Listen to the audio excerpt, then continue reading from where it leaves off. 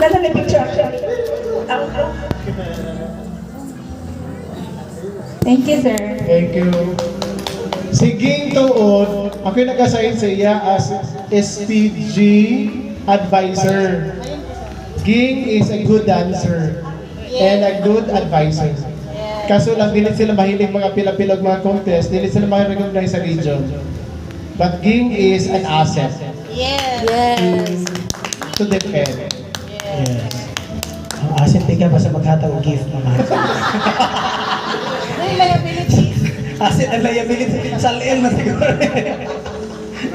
So, lesson learned na gini, maasit gini tayo na sa maghatag og gift. Ma'am Liz, asin nagkakaroon ng Liz. Ma'am Doc Lolong from Bugata, Madani, mahal mga siguro ni Alex and Lisa. Uman apelido. All the way from Surigao del Sur Division.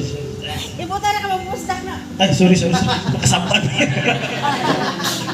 Grabe gining live no. Makasampan. Ganun, nakuha man yung mga editor, man nagibutan.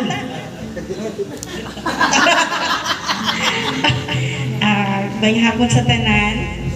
Good afternoon, Loki. Utang na okay, hamoy. Happy birthday, Doc. Although mapali mong birthday, one thing that is sure for me is that thank you for the friendship and thank you for being my immune system booster because every time good Sir Lolong knows me that I am one of those person identified with low of emotional quotient. I am easily get stressed, I get depressed, and I always have that anxiety. And one thing nga ang ako ang outlet is the Facebook. And Doc Lulong, the first person to ask me and to give his booster immune system I shall say immune system booster because Sir Lulong imbes kay ako'y magulang sa iyaha, ang nahimutang is siya na inuhin na magulang because words of encouragement coming from his mouth and makamata bitaw ko ay kuhala sa ko. And then our friendship started actually with Doc Lulong because of the PAPS, DepEd PAPS, because I am one of those PAPS advocate. And then dito mi nagsudog kaila ni Sir Lulong, and I'm grateful because he is always there to guide me and support me, and even in my emotional aspect. Kay during that time nga mag-post na bitaw ko, I already have my suicidal note because of some challenges in my life. Nya gusto ko nga ipagawas. Nya maulaw ko sa ako ang mga friends nga naadto sa amua.